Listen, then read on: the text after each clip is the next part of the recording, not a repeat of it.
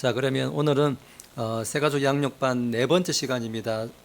제목은 성경은 하나님의 말씀이다라는 제목으로 함께 말씀 나누겠습니다.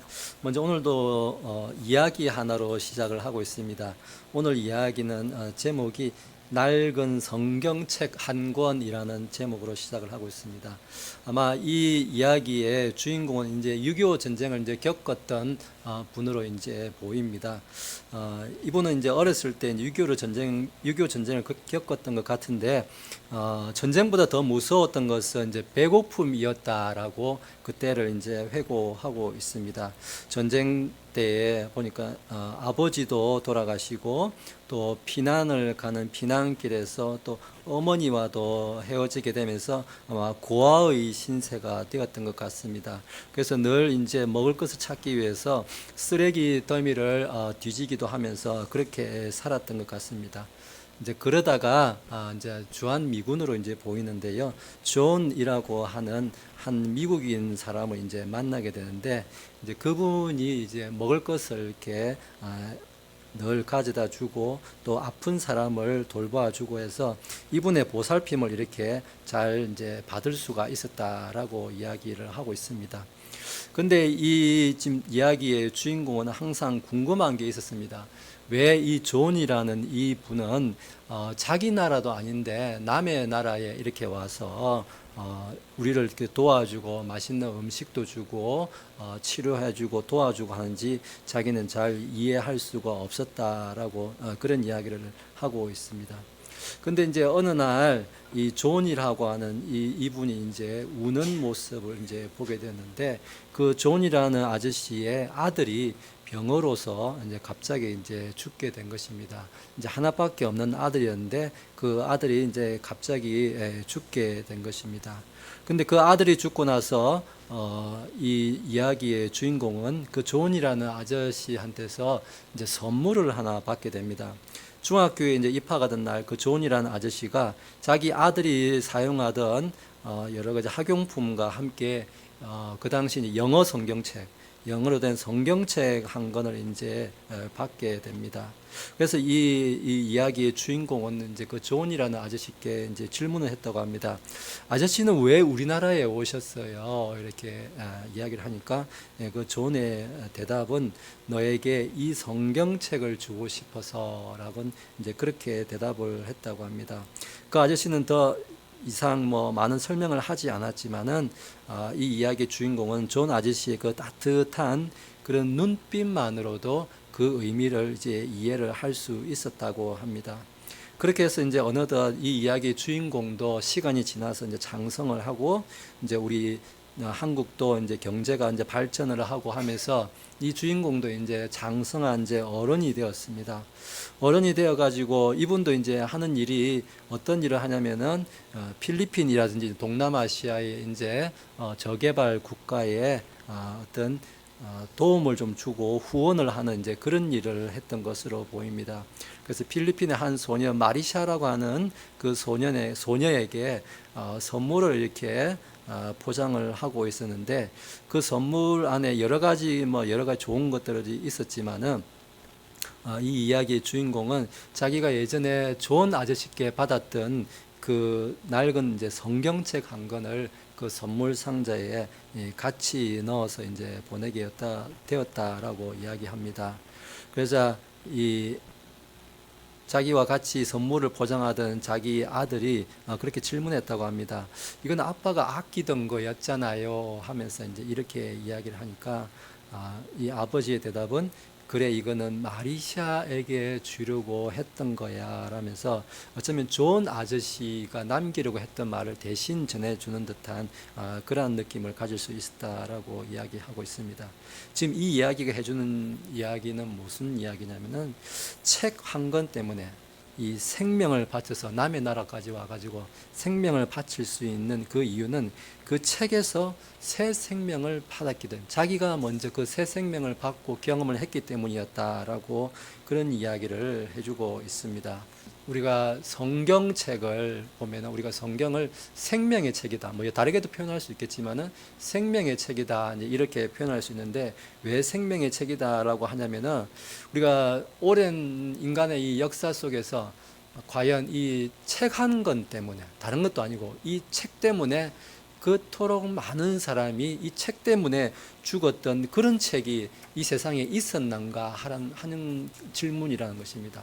그 어떤 책도 책 한 권 때문에 사람이 목숨을 걸고 이렇게 살아왔던 그런 책은 없다라는 것입니다.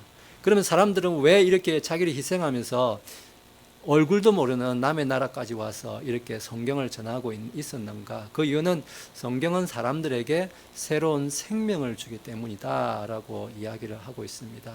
그래서 이 성경만이 하나님께서 인간에게 주신 가장 참되고 유일한 진리가 된다라고 이야기하고 있는 것입니다.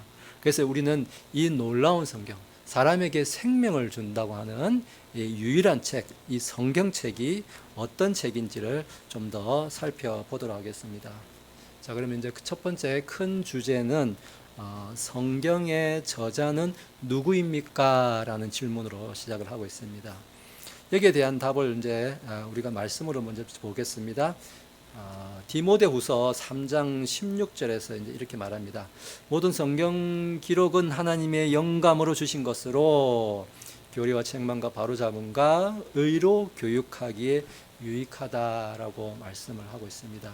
여기에 성경은 하나님의 영감으로 쓰여진 것이다 이렇게 먼저 말하고 있습니다. 우리 영감이란 것은 하나님의 영감 이렇게 이야기하는데 이제 크게 이제 물론 뭐 세 가지로 나누는 사람도 있고 네 가지로 나누는 사람도 있고 뭐 구분은 여러 가지 할 수 있겠지만은 제가 좀 간단히 말하면은 영감은 기계적 영감 그리고 유기적 영감 두 가지로 이렇게 좀 구분을 해서 말씀을 드릴 수가 있습니다. 먼저 기계적 영감이란 것은 뭐냐면은 이 성경 기록자가 하나님의 말씀을 직접 귀로 듣고 그걸 적었다는 받아쓰기 하듯이 적었다는 겁니다. 그걸 기계적 영감이라고 합니다. 하나님께서 직접 이렇게 말씀 어떤 뭐 예레미야나 이사야라든지 뭐 모세가 되었든지 직접 자 내가 이제 불러줄 테니까 자 지금부터 시작하고 적으라고 하는 게 그게 이제 기계적 영감이에요. 그런데 그런 영감은 전 세계에 제가 아는 한 아주 특이하게 이단이나 이런 데를 빼고는 그 기계적 영감을 믿는 사람들은 없습니다. 그걸 가르치지도 않습니다. 그런 걸 있다라는 것만 이론만 있을 뿐이지 그걸 믿지는 않습니다. 그리고 다른 한 가지는 뭐냐? 유기적 영감설이라고 하는데 여기 이제 설명에도 적혀 있지만 뭐냐면은 성경의 기록자들이 자기의 그 기록자의 개성도 있고 문체도 있고 지식도 있고 경험도 있고 이런 것들을 다 사용하신다는 거예요. 하나님은. 그래서 성령을 통해서 이런 기록자들을 이게 지도하셔 가지고 오류 없이 말씀이 기록될 수 있도록 하셨다라고 믿는 게 그게 유기적 영감이에요. 그래서 우리가 성경을 보면은 왜 이걸 알 수 있냐면은 마태, 마가, 누가, 요한복음 이렇게 여러 복음서가 있잖아요. 만약에 하나님께서 이 마태가 됐든 마가가 됐든 요한이 됐든 하나님이 직접 불러주는 것을 받아쓰기 해서 적었다라면요, 문자적으로 보더라도 마가복음이 되었던 요한복음이 됐던 어떤 문학적인 완성도라든지 이런 게 똑같아야 돼요. 왜? 하나님이 불러준 걸 그대로 받아쓰기 했다면 성경이 똑같아야 돼요. 그런데 성경 내용이 다 달라요. 그렇지 않습니까? 다 네 사람 다 내용이 조금씩 다 다른 내용입니다. 그건 어떤 거를 말하냐면은 하나님께서 불러주신 그대로 받아쓰기 한 게 아니라는 거야. 받아쓰기를 했으면 다를 수가 없다라는 거야. 문학적으로 똑같은 수준의 글이 나와야 된다는 거예요. 근데 우리가 베드로 전서라는 베드로의 그 글을 읽으면은 베드로의 그 사람의 기질이라든지 성격이라든지 어떤 지식적인 문학 깊이라든지 이런 것들이 그 성경 안에 조금씩 드러난다는 거예요. 그래서 우리가 이런 것들을 봤을 때는 유기적 영감술을 보는 게 합당하다라고 전 세계 신학자들은 여기에 대해서 동의하고 있습니다. 그래서 이 영감이라는 것은 헬라어 테오푸니스토스 이제 이렇게 말하는데 테오는 하나님, 푸뉴마 이런 것도 영인데 데오푸뉴토스는 하나님께서 숨을 불어 넣으셨다 이제 이렇게 이야기해요. 푸뉴마가 이제 뭐 영도 되고 숨도 번역할 수 있고 이제 이렇게 할 수 있는 것이죠. 근데 이건 중요한 건 뭐냐? 자필 원본, 하나님께서 처음 말씀을 주셨을 때 그 성경 원본에, 자필 원본에만 하나님의 숨이 영감이 있다라고 하는 것이 이게 전 세계적인 모든 성경학자들이 동의하는 부분입니다. 그래서 성경은 이 단순한 인간의 저작물이 아니라는 것입니다. 아니라 하나님의 영감, 이제 하나님의 우리 감동으로라고 이제 표현도 할 수 있겠는데, 하나님의 영감에 의해서 어떤 기록자들을 하나님께서 사용하셔서 그 기록자들이 가지고 있는 지식까지도, 그 기록자들의 경험이나 어떤 문학적인 깊이, 이런 모든 것을 사용하셔서 기록한 것이 성경이다, 하나님께서 기록하신 것이다 라고 말하고 있는 것입니다. 자, 두 번째입니다. 다음 페이지 가서 두 번째는 이제 그러면 성경의 해석을 어떻게 해야 되나 이야기하는데요.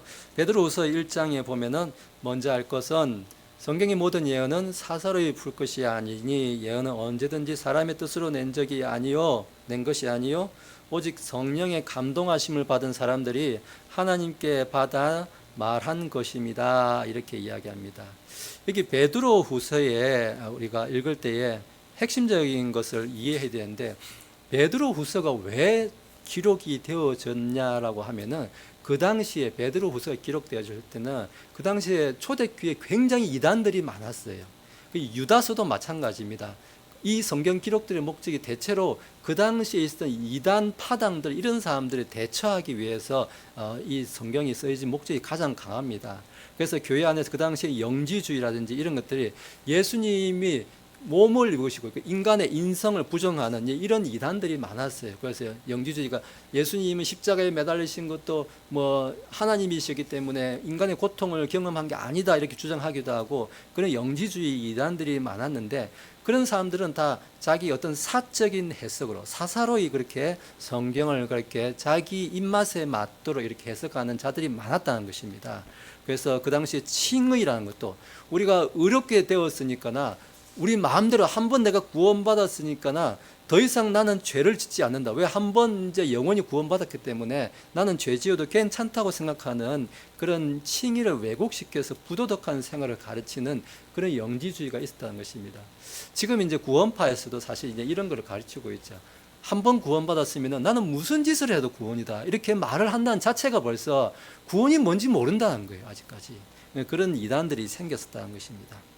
자, 이제 다음 페이지에 가서 두 번째 주제입니다. 신구약 성경의 주제는 무엇이며 차이점은 무엇입니까? 이야기하는데, 디모데전서 6장에 보니까 지나간 때에는 여러 시대 다양한 방식으로 대언자들을 통하여 조상들에게 말씀하신 하나님께 이 마지막 날들에는 자신의 아들을 통하여 우리에게 말씀하셨다라고 말하고 있습니다. 구약시대, 그러니까 여기 말씀에는 지나간 때라고 표현하고 있는데요.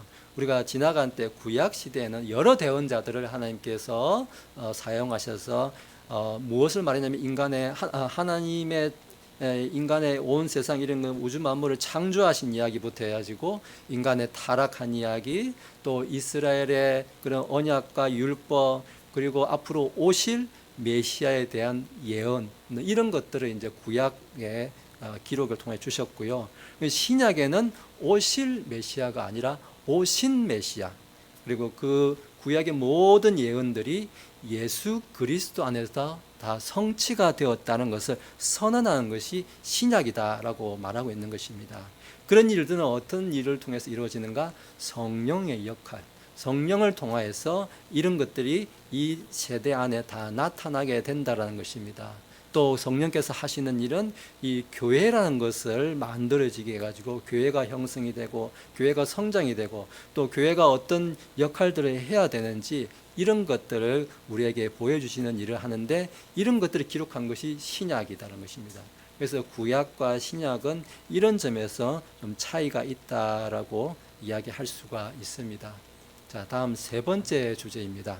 세 번째 주제는 하나님께서 성경을 주신 목적은 무엇입니까? 이렇게 이야기하고 있습니다. 자, 첫 번째로 성경의 목적은 구원이다 이야기합니다. 사실 우리가 뭐 이렇다 저렇다 여러 가지 말을 할 수가 있습니다. 성경의 목적을 말할 수 있는데, 누가 와가지고요 우리 성도님들께 교회 왜 다니세요? 예수님 왜 믿으세요? 이렇게 이야기하잖아요. 그럼 머리에서 뭐 이 말도 저 말도 하고 싶겠죠. 근데 저는 딱 한마디만 해라고 하면은 구원받으려고요. 저 이렇게 말할 것 같습니다. 교회 왜 다닙니까? 예수 왜 믿습니까? 구원받으려고 다니죠. 그게 1번이 아니겠습니까? 뭐니 해도. 그래서 1번은 구원이라는 것입니다. 요한복음 20장에 보면은 오직 이것을 기록하면 너희로 예수께서 하나님의 아들 그리스도이심을 믿게 하려 하며 또 너희로 믿고 그 이름을 힘입어 생명을 얻게 하려 합니다.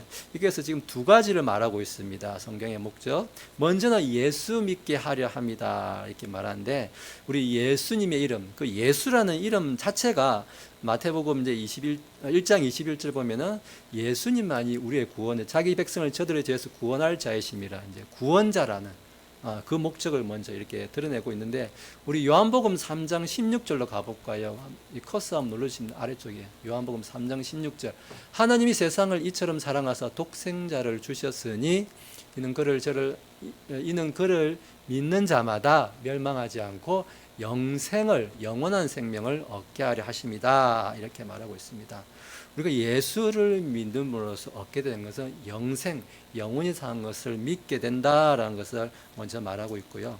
자, 그리고 이어서 우리는 방금도 말했지만은 생명을 얻게 한다라고 말하는데 우리 영생 얻는다 이제 이런 말을 이제 이단들이 자꾸 뭘 해야 영생을 받는다 구원받는 자꾸 이런 걸로 가지고 이제 현혹들을 많이 하는데 기독교에서 말하는 영생 영원히 산다 영생 이런 것은 지금 내가 이 몸이 이렇게 육체적으로 이렇게 죽어 가지고 죽은 다음에 영원히 사는 거 이걸 말하는 게 아니라는 거예요. 기독교에서 말하는 그런 영생은 그런 차원의 지금 내가 죽은 다음부터 시작되고 있는 그런 종류의 영생 어디 참 뭐 좋은 낙원에 가고 사는 뭐 어떤 사람들은 천국 가보니까 뭐 3층 기와집을 짓고 산다고 하는데 저는 그런 거 안 믿습니다. 뭐 기와집 또 어떤 사람들은 양옥집이라 그러고 어떤 사람 기와집이라고 하는데 저는 그런 거 하나도 안 믿습니다. 하나님께서는 우리가 본 적도 없고 경험한 적도 없는 그런 것들로 이렇게 축복해 주신다고 했지 준비하신다고 했지 우리가 알고 있는 그 기와집에 뭐가 좋습니까? 솔직히 저는 별로 안 좋아합니다. 개인적으로 그런 게 아니라는 것입니다. 성경이 말하는 영생이라는 건 뭐냐면 현재의 삶 속에서 하나님과의 관계를 통해서 하나님이 우리를 자녀 삼아주시고 우리가 하나님의 자녀가 됨으로써 시작되는 예수님을 믿음으로써 이제부터 영원한 생명이 이제부터 시작이 된 거예요. 그전에는 죽어 있었던 삶이 예수님을 믿는 순간부터 시작하고 이제부터 영생이 시작이 된 거예요. 내가 육신이 죽어서 시작되는 거 물론 그것도 영생 안에 포함은 되지만 거기부터 시작이 아니라는 거예요. 그래서 사람들이 이 땅에서 하나님과 함께 그러니까 우리가 하나님의 왕국, 하나님의 나라의 개념을 잘못하고 있는 게 저 죽어서 가는 걸 생각하는데 그것은 하나님의 통치를 받는 게 그게 하나님의 왕국, 하나님의 왕국이란 말 자체가 통치를 받는다는 뜻이에요.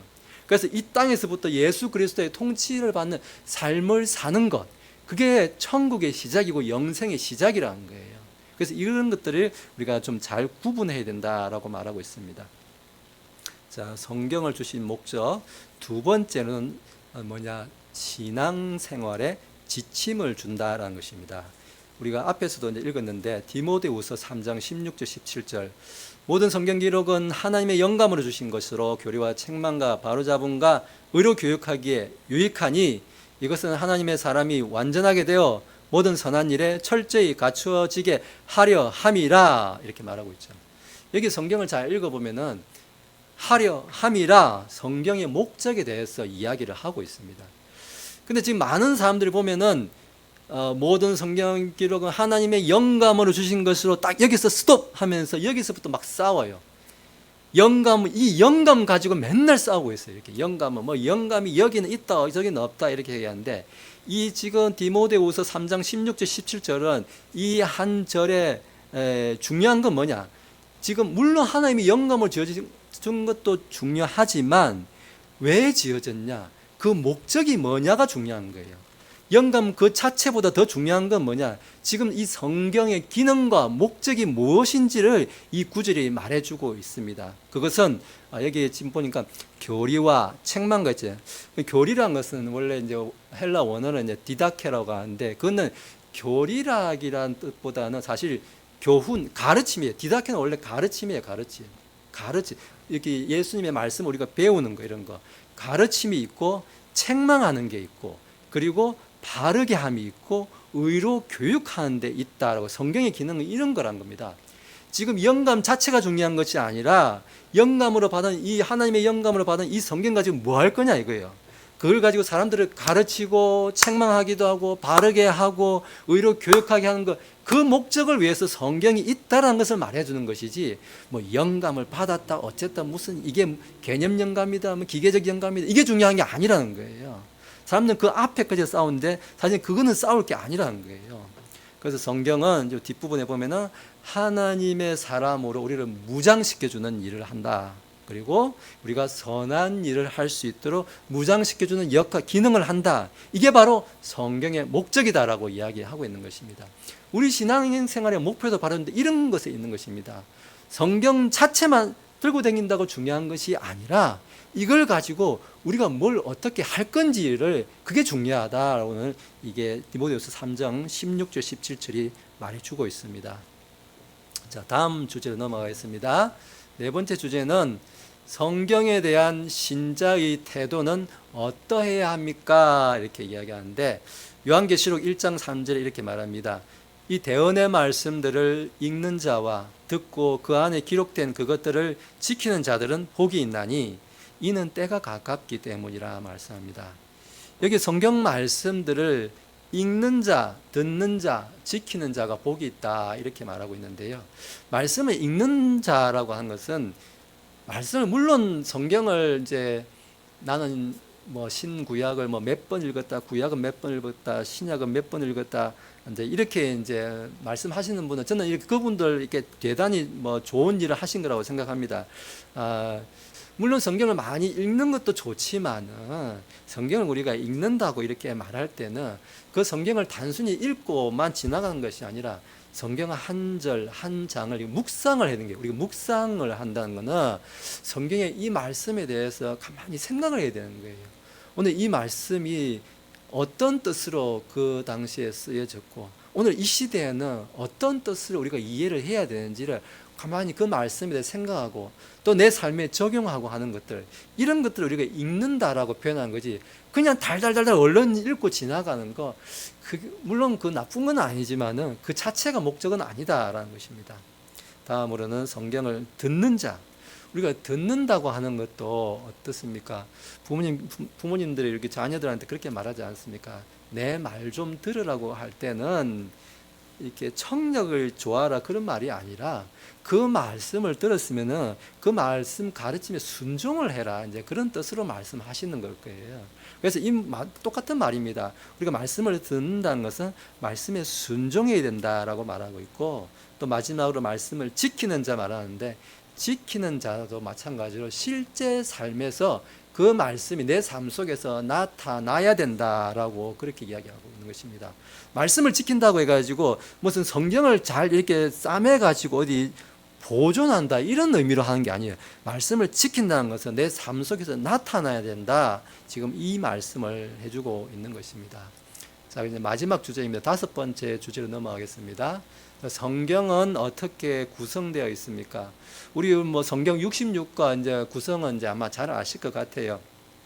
먼저 구약이 있습니다. 이제 모세오경이라고 하는 창세기, 출애굽기, 레위기, 민수기, 신명기가 있고, 역사서라고 이제 분류하는 여호수아, 사사기, 룻기, 사무엘상하, 열왕기상하, 역대상하, 에스라, 느헤미야, 에스더, 또 우리 시가스라고 하죠. 이제 욥기, 시편, 잠언, 전도, 아가서, 그리고 예언서는 이사야서, 예레미야, 애가, 에스겔, 다니엘, 호세아, 요엘, 아모스, 오바댜, 요나, 미가, 나훔, 하박국, 스바랴, 학개, 스가랴, 말라기. 지금 이렇게 구약이 39권이 있는데요.